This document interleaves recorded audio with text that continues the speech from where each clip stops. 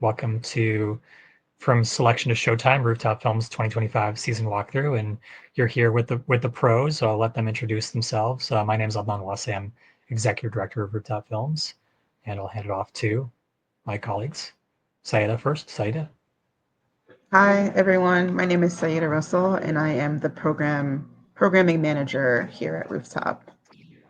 And I'm going to hand it off to Mariales. Hi everyone, I'm Mariales. I'm the Programming Assistant here at Rooftop. So what we wanted to do, this is something new for us. We are really excited about the season, and we feel like, we've been programming for months and having intense conversations nonstop essentially for those months, and wanted to give you a little bit of the behind the scenes of some of the choices and some of the films we're excited about, some things to highlight for you, answer some of your questions. And of course, we're getting started on Friday. So Friday's opening night. So it's a chance to get behind the scenes even of opening night. So yeah, just wanted to give you behind the scenes, answer questions. And this is our 29th go at this. We've been doing this for almost 30 years. And yeah, I'll turn over to Saidah to give a little bit more framing of what we're going to do with you today. Yeah, 29 years.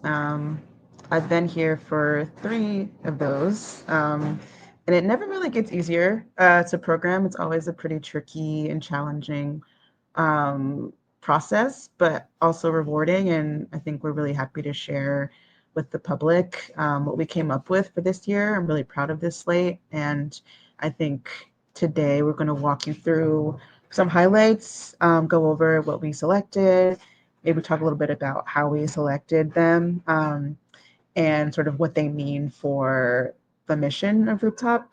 We can talk about some partnerships that we think are exciting, and just sort of like eventizing in ways in which this summer is going to stand out. So yeah, I think that's that's what we're covering today. That feels like more than enough. But yeah. I think that's it. I guess I'll just start sort of at a top view, philosophical level. If the two of you could speak to, or one of you, you can decide, just to tell us about the overall vision of what's come together for 2025. Something, a phrase that we use on the website and some social media is we say we don't screen in theaters, we screen in communities. And so like that's a core philosophy that we have. But maybe you can speak to just the complex nature of putting a vision together that spans over multiple months.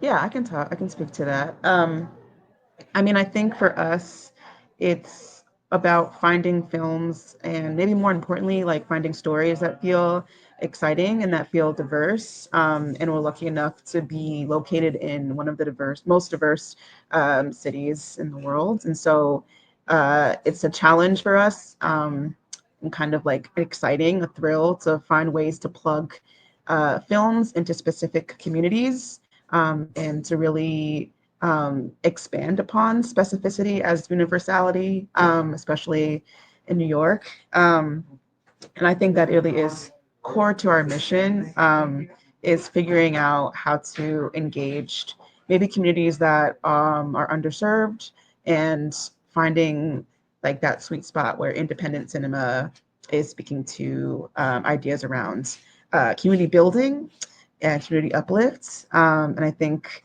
this season we have a couple films that really accomplish that. But ultimately, I feel like our programming philosophy is just to find things that speak to something that feels distinct, whether it's specific trends in the art form that are interesting, or a specific subject matter that feels timely and urgent, and also risk takers. We really like ambitious filmmaking. We like films that swing for the fences, even if they're not quite successful. I think that's actually really interesting to us. And to find like filmmakers, new filmmakers that feel like they are sort of setting the tone or setting the scene for a kind of movement or something interesting moving forward in the industry. So yeah, I don't know if I answered that question. I feel like I rambled a lot, but artistically, that's kind of what the curation process, what the goals are for me. I don't know, Mariales, who is new to our team. I don't know if they want to add anything.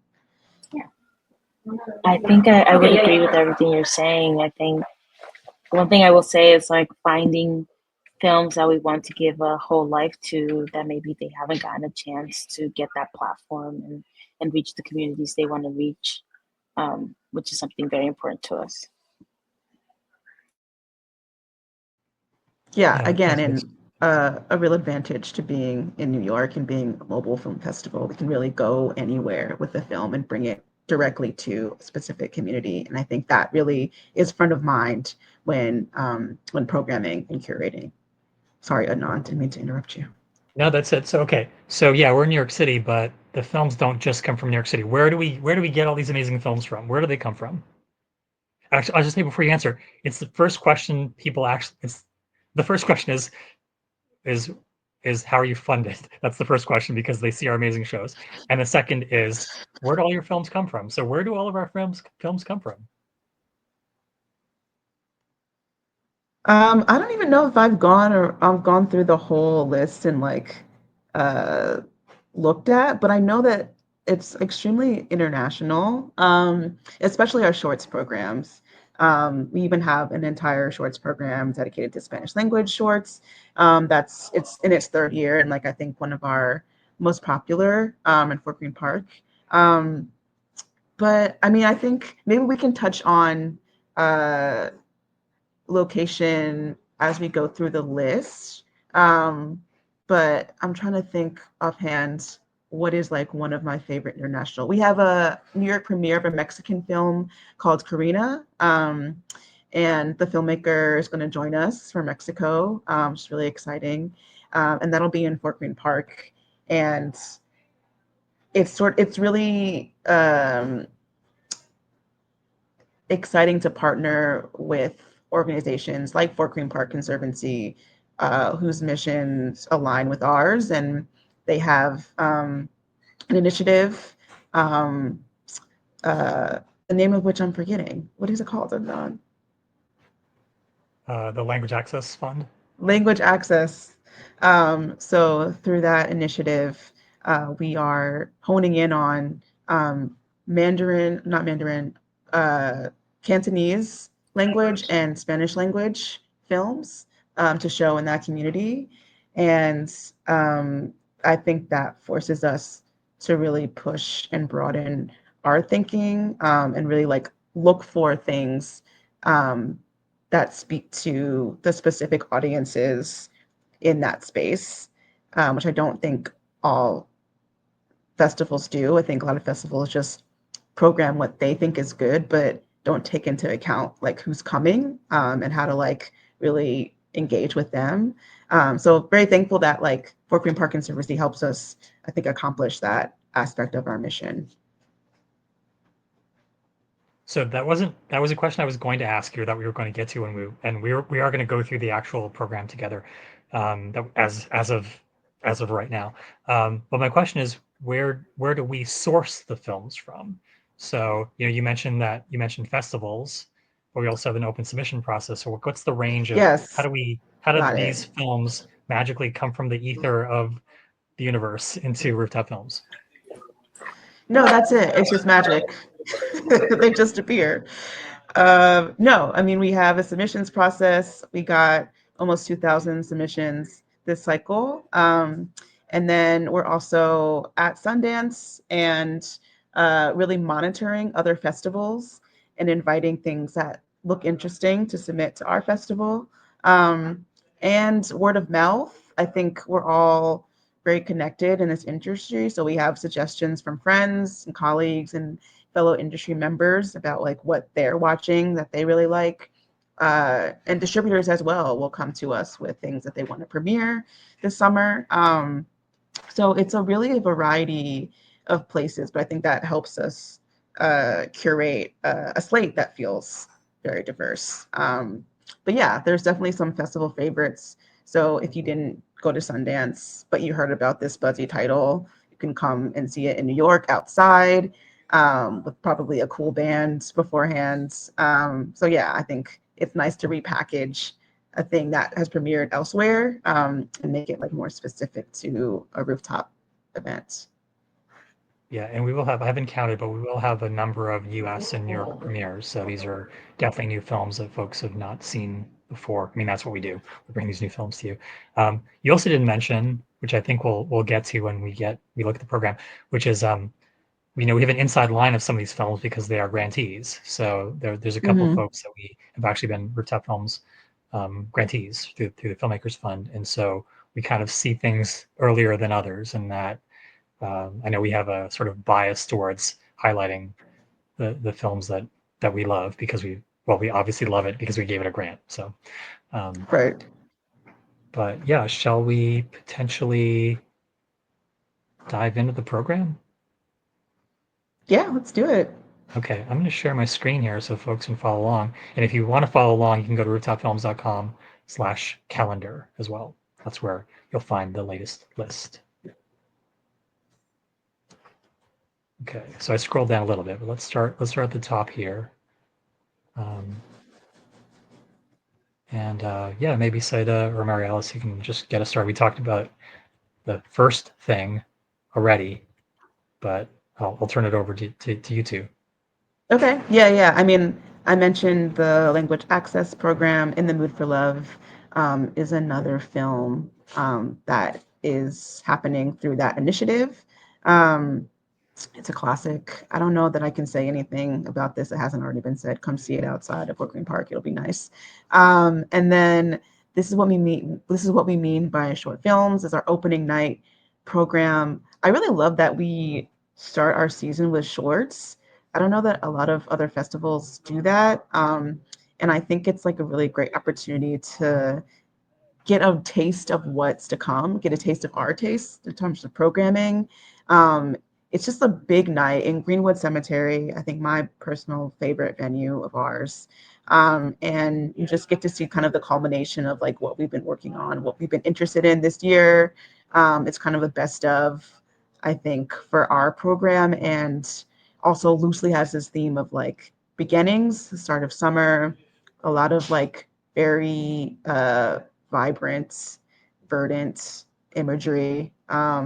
Yeah, it's like it's going to be, I think, a good time. Mary Alice, do you have any thoughts on opening night programming? Not only is it what Saida just said, but it's also a great opportunity for you to like really experience what Rooftop's all about. We get such a big turnout, and it's personally one of my favorite memories of the summer because it's kickstarts what it's going to be an amazing summer of films, an amazing summer of like just running into friends at the park and being like, oh, you're here watching this film with me, and creating a community. So you really get an overall sense of where our mission is here, which is my favorite part. I'll also add on that the short film that I didn't pick the image, but that the picture is from one of my favorite films in the program this year as well. So it's yeah, and we were going to this is a little more behind the scenes. We were thinking as programmers to do like programmers picks and highlight that this was Adnaan's favorite film. We decided against that for now, but maybe that will sneak in, like a Vimeo staff pick little icon may appear on some of these shorts Yeah, over like time. maybe like a blink and you miss it, or in our intros maybe we'll shout something out. But I personally love all films equally. No She doesn't. favorites, That's a all the lie. same. I know that's a lie. Okay, let's move forward in this program because lots of great stuff to talk about. Oh yeah, Oh, Anand, do you want to talk about dangerous animals? sure. So, Dangerous Animals is one of our U.S. premieres. I think it's going to be at Cannes in a few days, and Mm-hmm. so we've just missed Yeah. out on the world premiere by a couple of days. But it's just a wild horror film that we're showing at a new venue in Queens. And yeah, look, I love that we've been showing more and more horror films in the last year. We showed, if folks were with us last year, we showed In a Violent Nature on Governor's Island, and we want to sort of recapture that magic of the match, as Saida was saying, the match between the place and the film and the time. And so we've got a great venue.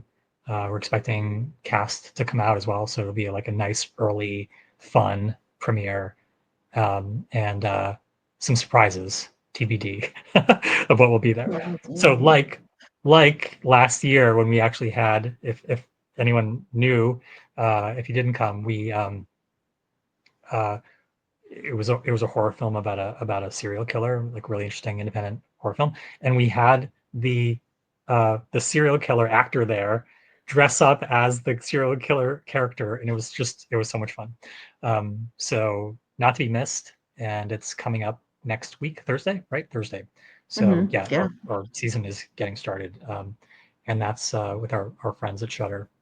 Um, so yeah, it'll be a fun one. A premiere Yeah. cast, fun film. Jai Courtney is amazing in it. Just gotta say, absolutely great. If you love So horror, I will be maybe skipping that one. But everyone, other horror fans should definitely go see it.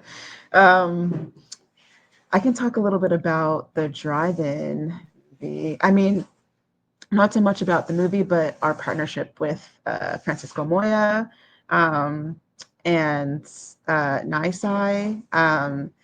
I had never been to a drive-in before uh, coming on board with Rooftop. And I went last year and we screened Barbie. It was just such a good time. And uh, if you're lucky, Francisco Moya will DJ, which we're hoping.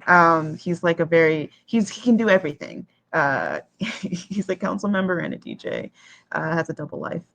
But I feel like we don't have many opportunities in the city to engage with film this way.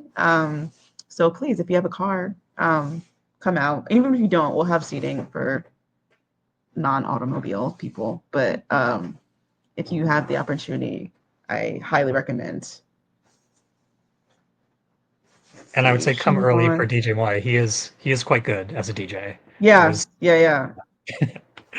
if some of the team is on this call right now, I mean they know where I was skeptical. Come on, a council member DJ? No, I don't think so. But yeah, he's pretty No, great. he's legit. So He's yeah, legit. yeah, and I hope you'll meet not just Councilmember Moya, but many of the others. I've just found them all to be like really great, genuine folks that really want to bring cool things to their communities. So thank them if you see them. And speaking of Nice Eye, I can jump to Sally. There's actually a lot of partnerships involved in this screening. It's our partnership with Newfest for their Pride series. It's our partnership with Councilmember Eric Botcher in Chelsea, and it's our partnership with the Meatpacking Business Improvement District. So there's a lot going on. And then we also this year brought in another partner, which is the Alfred P. Sloan Organization for Science on Screen. So in addition to watching like a really beautiful and sort of complex portrait of this woman and her sort of this tension between her like queer identity and her identity as this astronaut and her identity as a public figure.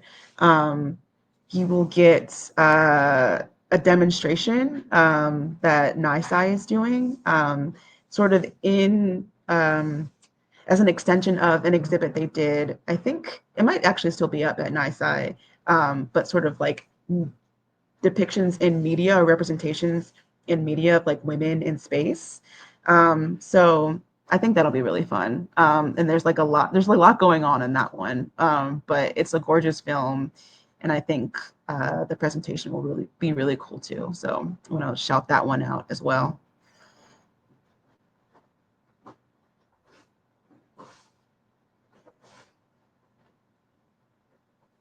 Moving forward, maybe Mariales or Saidah, either of you can talk to any of these in this row. We're into June now, June 4th. Actually, the Sally is June 2nd, I believe, June right? So 2nd. we're already in June June. 2nd. Yeah, I can speak a little about Vidas Vibrantes. That is our Spanish language shorts block one of my favorites. I'm a Spanish speaker, first language ESL kid. So I'm very passionate about taking my own family to the cinema, which is like not something very easily accessible in New York City. So I'm very, very happy about this one. There are a lot of gems. There's a lot of gems in this program. One thing that I really enjoyed about curating this one is that it's kind of a jack of all trades, or like you don't really know what you're gonna get until you're there and you're like experiencing film for film, um, which I really really love about this one, because it kind of shows like a big spectrum of what Spanish language cinema, independent cinema is all about, and a lot of here at Rooftop, one thing that I really really love is that we're not afraid of that subtitles line in the films. And here we really show that. What else am I missing, Saida? No, I mean, I agree with everything you said. I think most of our shorts programs are themed in some way. And the looseness of just Spanish language really allows us to kind of take risks and program stuff that like doesn't fit anywhere else. But again, there is this sort of through line of just the expansiveness of Spanish speaking communities. And I don't know, I really look forward to programming this one every year and to attending, because it usually gets a great turnout and a great response. And hopefully some of the filmmakers will be in town too for Q&A. And we have an interpreter too, just to point out. So to Mary Alice's point about accessibility. Okay, here is a new program, Saida. Tell us what this is. What is this new program? This is one of our favorites. Yeah, honestly, I wish our programming colleague Darby is the one who really spearheaded the farm to screen, excuse me, movement. It came We about can because tell people we've been calling this farm shorts the whole time. We knew farm, it was yeah, farm yeah, shorts. code name. Could this fit in farm shorts? And at the last second, we came up with a different name that wasn't farm shorts because that wasn't really what this is about. Yeah, yeah, yeah. It's beyond. It's more than just. It's more than just the farm. It's not about the farm, but it is. But it really came about because every year we get a lot of films just like about animals or set on farms, and we've always thought it would be a cool program to try to put together, but just didn't work out. And so this year we just committed to it early on, and I think we've come up with like such a weird program. I mean, it fits.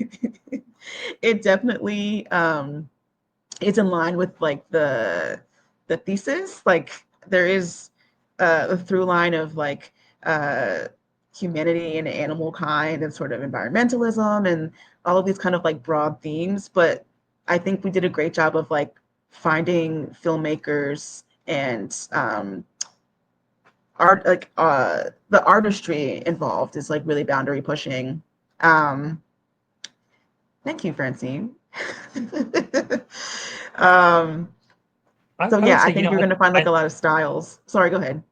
I think it speaks to, what I was saying before about horror films, that something just animal films doesn't really tell you what this program is, that there's this amazing diversity um, beyond just being having animals in them. Um, but also, okay, just because I need a little bit of uh, honesty from you, Seta. You didn't like any of my names for all my new names for the farm shorts. I had ideas like, what were my ideas? Cultivated shorts. I don't think I like that so much. Touch grass. That was my favorite one. Touch Actually, grass. I know I loved Touch Grass. That was probably internally our favorite, but it just what is maybe a little It bit doesn't make sense. It too doesn't really make sense. But it too sort of makes online. sense. We can Um, still, well, anyways, yeah, this also came up last year, so it's just always internally going to be farm shorts, no matter what we actually call it. yes, there were and farm shorts has existed for at least like 3 or 4 years, but this is the first time it's like materialized and it's ready for public viewing. So I feel like that's actually a really historic moment for us and this organization. We've been trying for so long, and it finally came together. And also, it's at a great venue. We're back at Brooklyn Grange, um, and in Sunset Park. Oh, Adnan, you have someone is validating you. So, Thanks, Mom. um, uh, Brooklyn Grange, which is the working farm in Brooklyn, and they also just happen to have like a beautiful rooftop. So you will be, it's an immersive experience. You will be on a farm watching movies set on a farm, and Yeah, that beautiful sort of location. encapsulates what we do. Yeah, also go back. So even though we've sort of jokingly said, oh, we should have a farm shorts program for a little while, we've highlighted farm shorts in quotes for a while. We've done rural themed shorts in the past programs. Maybe folks who've been with us for multiple years as an audience member will sort of see some DNA in some of those older programs here. But yeah, new location that we weren't at last year, but one we've been at before. Just really cool vibe. And also, if you're a member, this is a free show. So become Yeah, a it's a member. good point. Yeah, become a member. Yeah, and Anon is right. Farm Schwartz has existed in many forms. I don't know why we're so obsessed with this theme, but whatever, it works. Is there anything else we want to talk about in this line? I mean, Cemetery Shorts is sort of a classic um, rooftop event program. It's at Greenwood. We curate films about death and grief and mourning. And that might sound very dour, but there's actually a lot of levity to this program as much as there is heartbreak. And I think this year, especially, some really surprising shorts and surprising sort of entry points into dealing with those themes. Um, and we work with Greenwood for another Science on Screen presentation. And they've thrown out some pretty wild ideas so far. So we haven't settled on anything yet. And I won't say like what we're thinking because you should just experience it. But yeah, if you've never been to Greenwood, this is kind of the perfect perfect program to go to. You kind of see what we do and also see what they do in terms of their death education programs. All right, so that's Saturday, June 7th, Greenwood Cemetery, Brooklyn.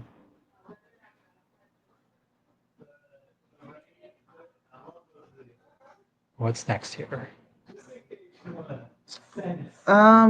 We can talk about the Louis Armstrong House Museum programs. Maybe well, one of them this year is a Moya screening, and then they actually brought us back independently to do a separate screening.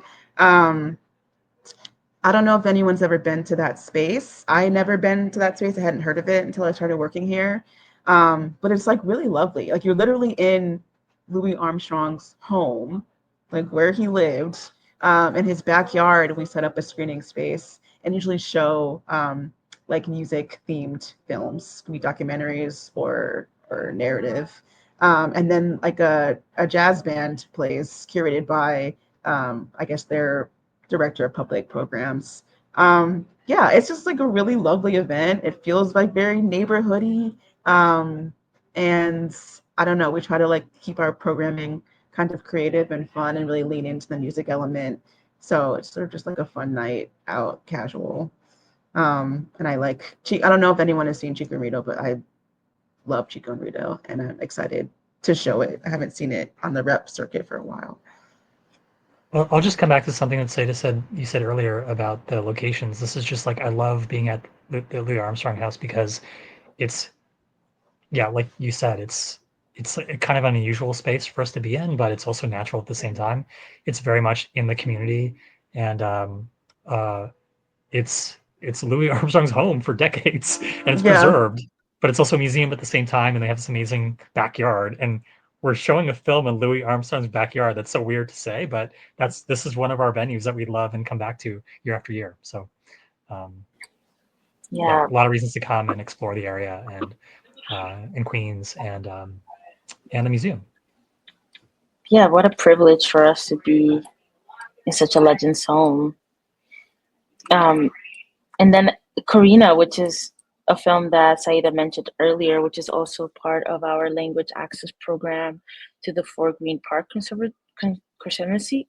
Oh gosh. This very excited about this film. It's has a lot of themes in it. It's like very funny, but also has moments that really gets you thinking about the ways you live your life. I really love this main character. It is a Mexican premiere here in New York City.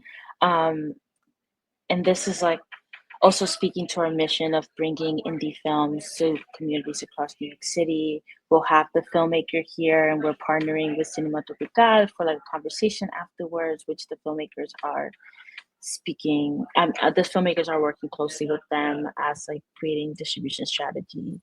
So check them out if you are interested in Spanish language films. Very excited about this one. Come to Fort Greene Park and watch it with us. Yeah, like new independent Spanish language film, which is, I think, always really important for us to champion when we can. So yeah, excited about that one. Yeah, and this is Should we? I think it premiered at South by Southwest in Austin, but Yes. yeah, we've got it near Yes. premiere with us. Really cool. Should we open for any questions, Adnan, or just keep going? Yeah, I should have said up top. Thanks for that reminder. Yeah, ask questions at any time. We'll keep a little bit of space afterwards. We'll go until 4 p.m. Eastern.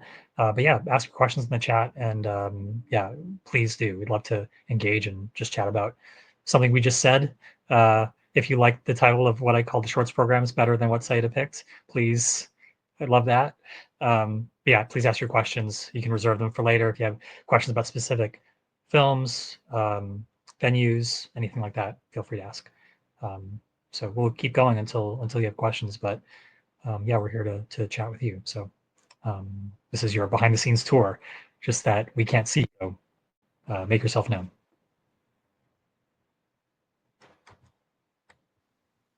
Okay, so moving on. Poetic Portraits. This is a shorts program that we premiered last year. So it's our second year doing it. And it's one that I really enjoy curating because I'm really fascinated by the ways in which documentary as a form is really sort of changing and becoming more and more elastic and expansive. And I think this program, our intent is to try to capture that and to represent kind of the formal boldness of documentary and nonfiction filmmaking.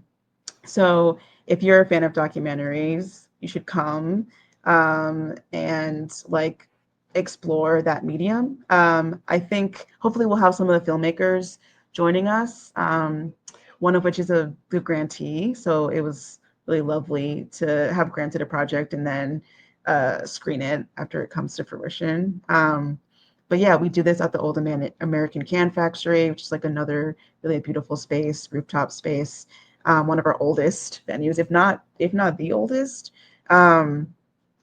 So yeah, I think this one, in terms of our shorts programs, this one feels like a highlight for me and one that I'm excited to continue sort of building out year after year. It sort of like keeps me on my toes as well, like trying to find things that feel exciting for Poetic Portraits. Mariales, I don't know if you have anything to add about this program. No, just very excited. I'm very passionate about documentaries, and similar to what you were saying, like I think this um in this program we sort of see how far that form can really be pushed and stretched, and it's very expansive examples of what you can do in that medium. So It's also really what's the word? Like meditative for the most part. yes, So if you're like looking to de-stress, come and like let the cinema just wash over you and the moonlight in the can on the roof of the can factory with an after party. There's so much. I know you mentioned documentaries, Saida, just generally. I think we're usually about 50-50 documentaries and fiction.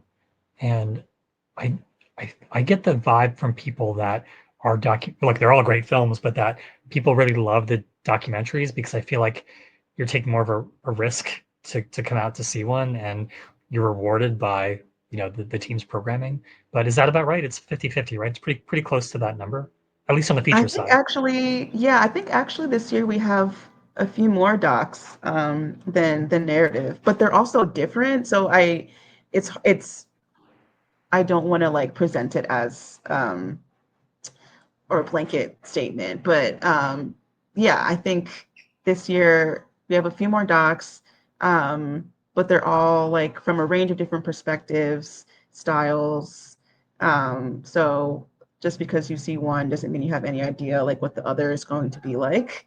So I would encourage not just the doc heads, but maybe the what's the word, like the doc anxious, the doc trepidatious to come out as well.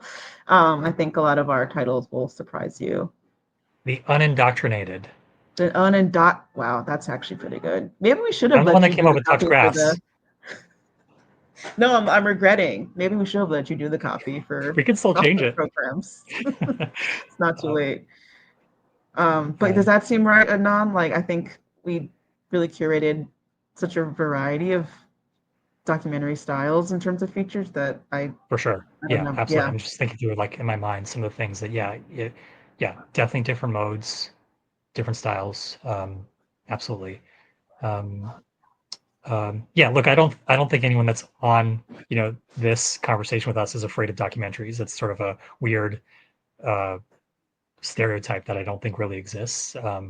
But yeah, just know that documentaries, if you're in that group, that documentaries are like as formally exciting and sometimes more so than the fiction films. And I've sort of have given this speech before about how documentaries actually lead the way for fiction films and what they do with technology and storytelling. So it's kind of exciting to see what you know someone who's even farther away from Hollywood. If you think about independent film being sort of a sort of not an offshoot, but a sort of a version of Hollywood. But then you have documentaries that are even farther away from that concentric circle, and there's more experimentation and more like things that are formally interesting. Um, and at the end of the day, it's real, Yeah, which is that's the also wild weird when part. you watch a film. How many films I've seen where you're amazed that it's a documentary. Actually, one of the films that we'll get to is that where you're Yeah. I think when we spoke, we'll get to it, and like I'll just say it's Mistress Dispeller. When we were talking about it, when I first heard about it, as I hadn't seen it when it premiered, watched it a little later, and I said, "Say it is, isn't it a fiction film?" When I was first like just trying to remember what that was, but it's not. It's a documentary, No. but you sometimes can't tell because the craft is just unbelievable as it is with that film. So preview of that one, but let's move on.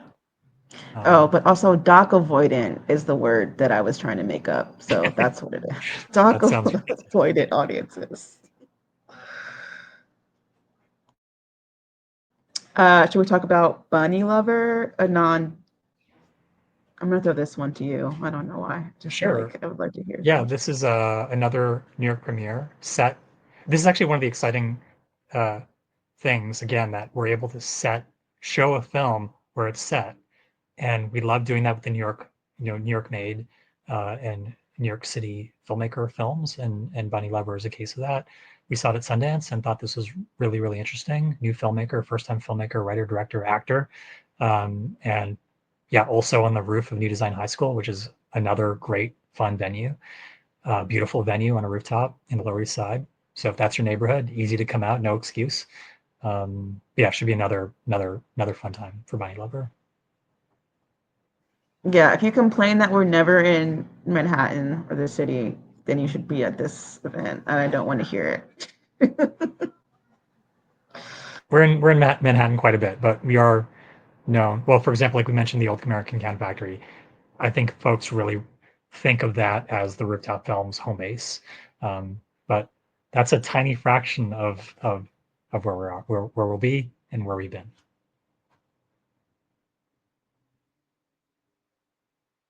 Okay, we're into June 25th now. Maybe either of you is welcome, Mariales.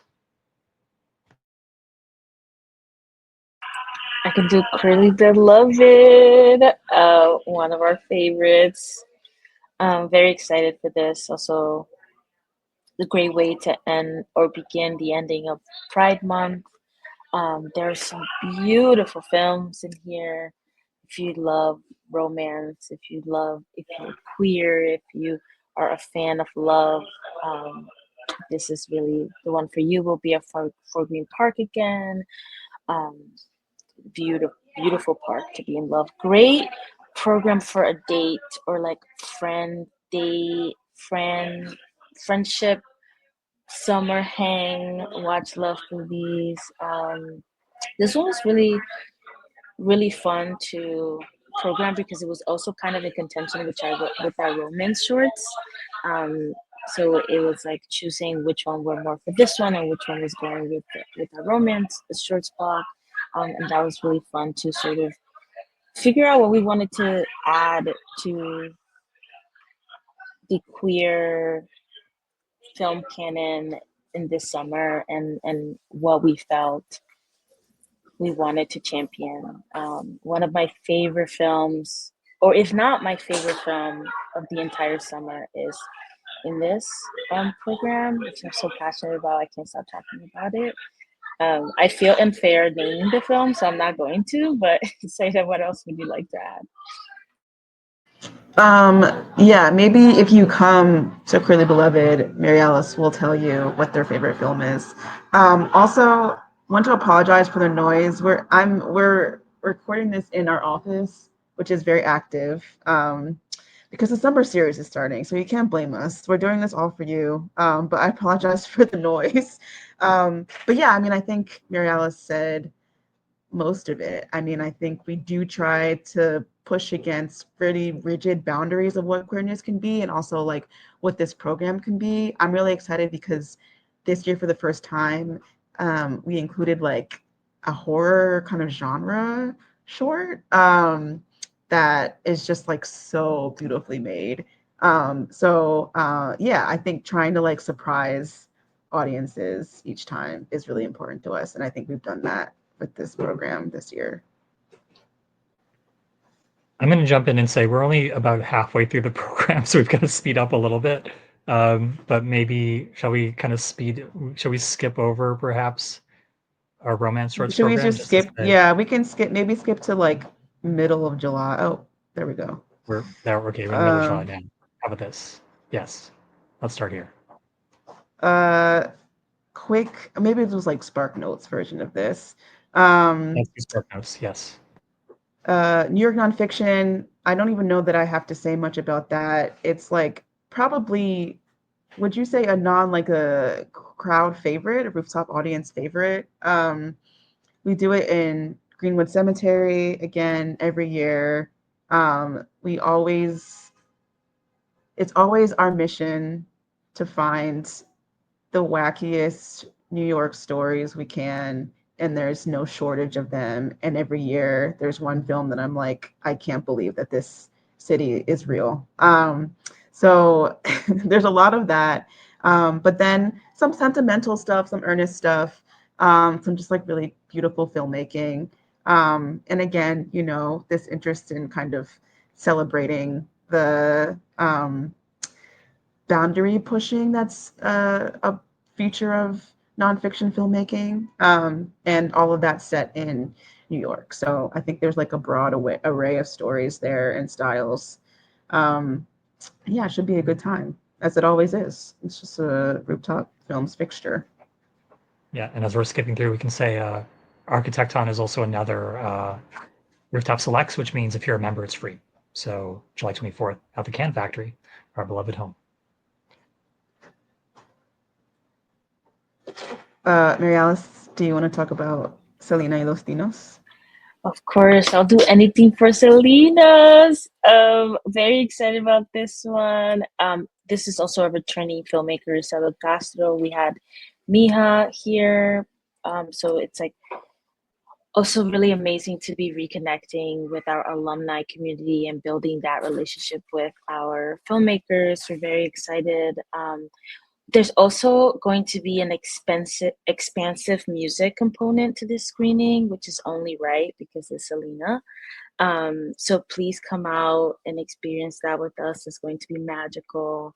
And it's also very important to the Latinx community to keep Selena alive in our culture and to continue the re-education of the younger generation of her and her music and how important she was to um, Latin Americans and specifically Latinos in America. So yeah, come out and enjoy this wonderful film with us. Yeah, and just to add on, it's also the venue is like one of the most beautiful. It's like on the water as the sun sets. It's very romantic.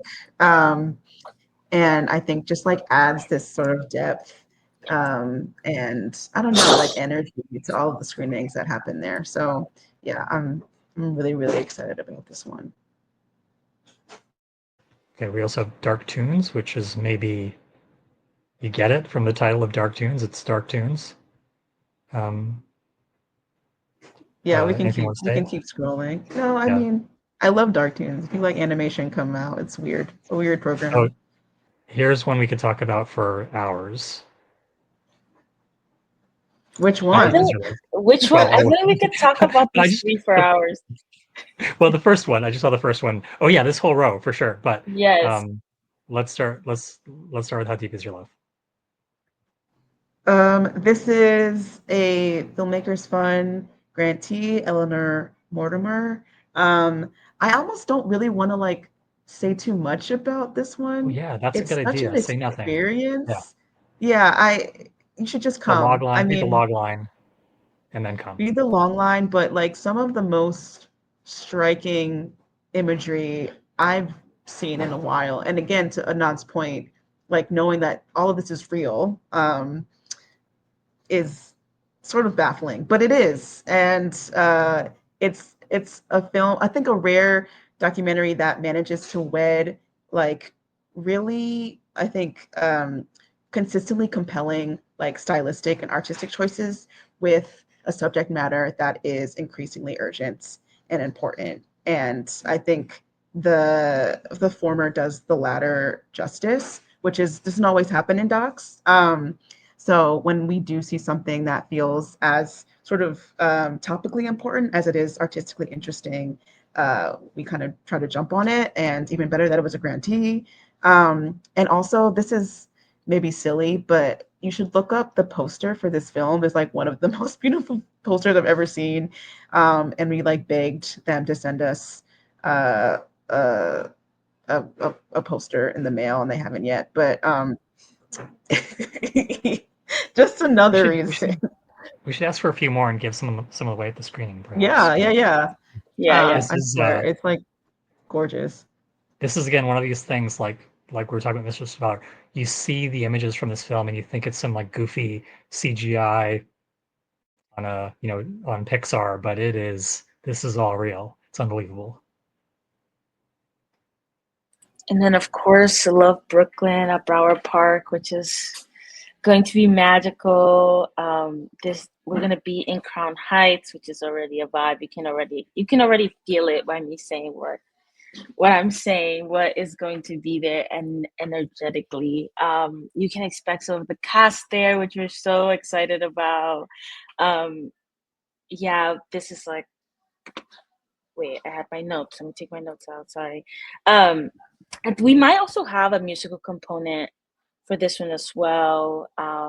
This is like a great community partnership with Chiose, who's like our adored council member. So please come out, come party with us afterwards. It's going to really be probably the beginning of the end of the summer in the most beautiful way. So yeah, very excited about that one. It's also an ode to Brooklyn, the movie itself, and we're trying to create sort of an ode to Brooklyn within the event around the film as well. So if you're a Brooklynite, if you're a Crown Heights or like a Bed-Stuy resident, come out and hang out with us. Yeah, I everything Mariella said, and just the fact that we got the New York premiere of this film is really Yes. special.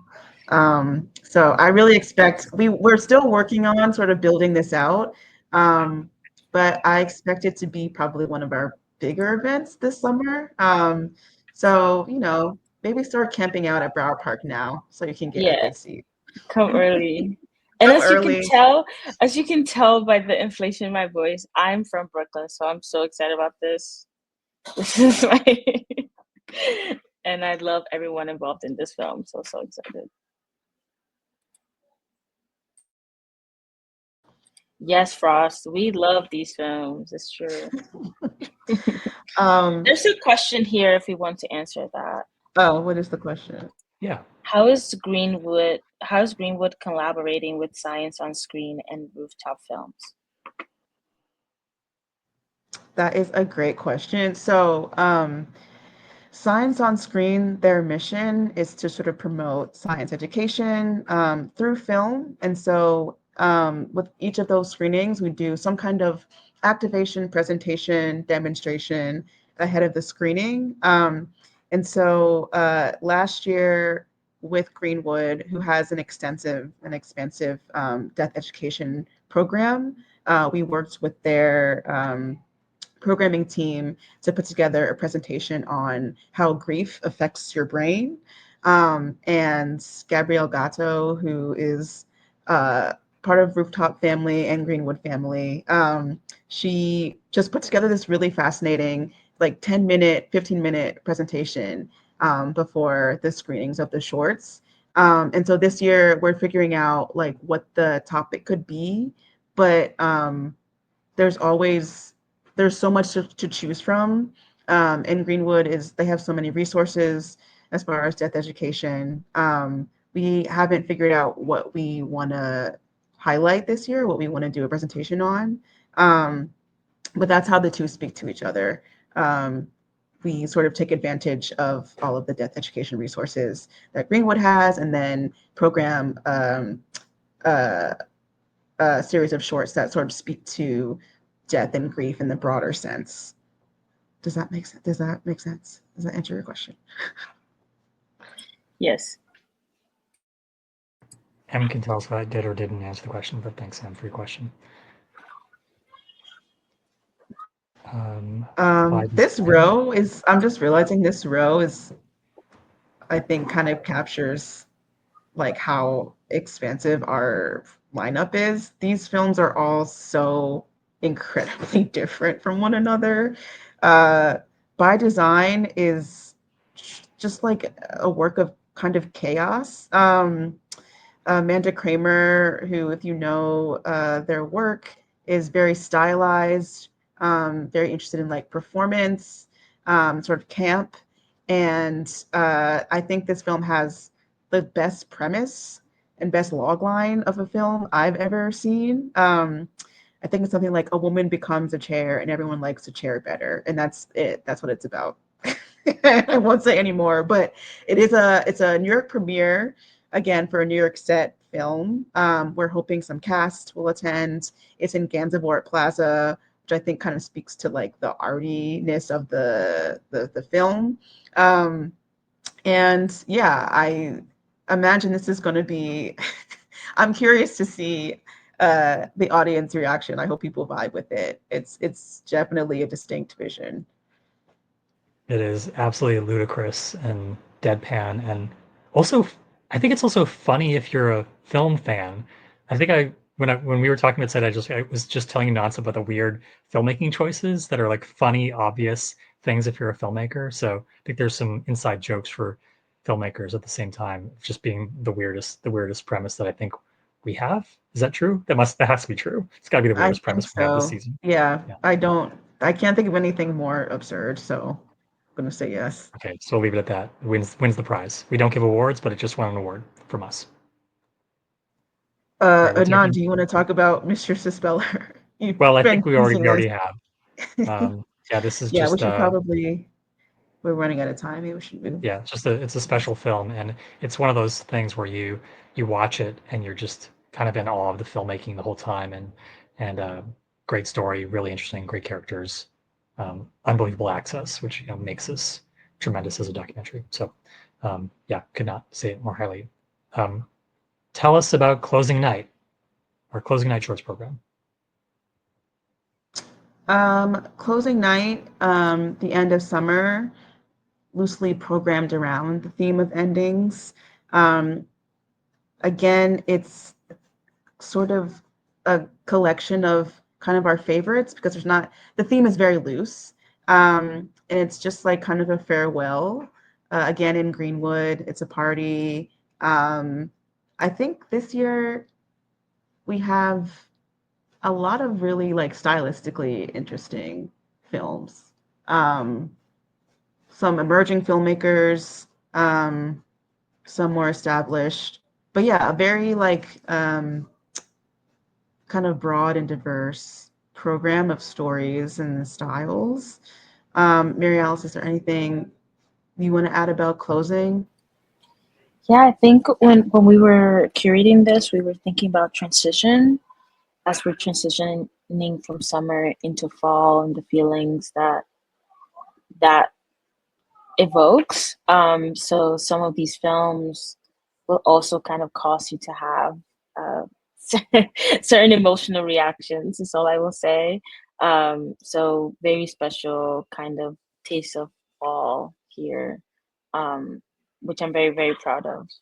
But there's also a lot of energy too. Like it's like a lot of, there are some films that are very activated. One of like some musical shorts in there as well, so that's also very exciting.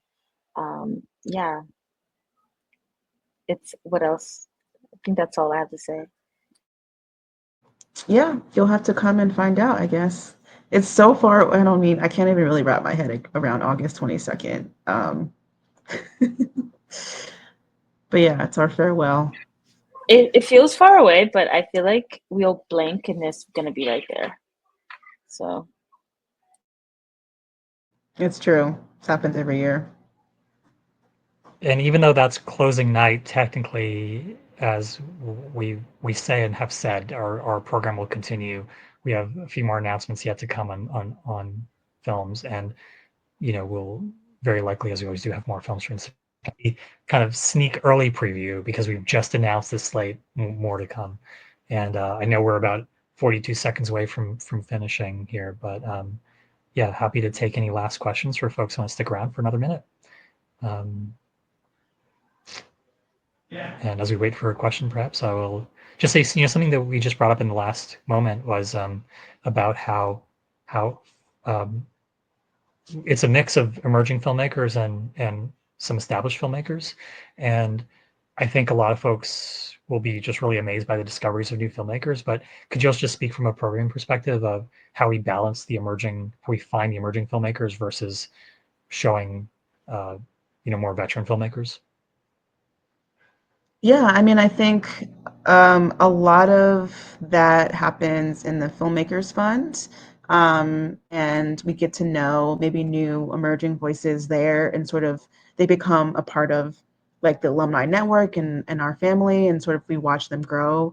And they make another short, another feature, and it's a Mistress to Speller situation where we're playing that, or How Deep Is Your Love situation where we're playing that. So I think kind of being a part of the career trajectory from the beginning is something that we do take pride in. And I think because so much of our programming is our short films, I think we're kind of in a better position to really support and I don't know, help shepherd like younger emerging filmmakers. Um, so yeah, I mean, I think because of that, there's a kind of inherent balance in our programming of both. And I mean, I love shorts. I wish shorts got more love. I think shorts filmmakers deserve more support. And I just really love that shorts aren't like a diminished part of our program. We have um, a bunch of shorts programs, and I feel like they're given equal weight. Um, and I don't know that that happens at a lot of other festivals. So I think that's why we sort of get more emerging voices. I would also say something that gets forgotten is as a large film festival, we're actually one of the world's largest short film festivals at the same time. And that sort of Hmm. gets lost in the narrative of being in these beautiful outdoor spaces that we are actually a giant short film festival where, a Yeah. 1,000 plus people will come out to see your short film, which is amazing. Yeah, I mean, we Okay. open and close our festival on shorts. So, not to pick favorites, but I think our Yeah. allegiances are maybe a little clear there.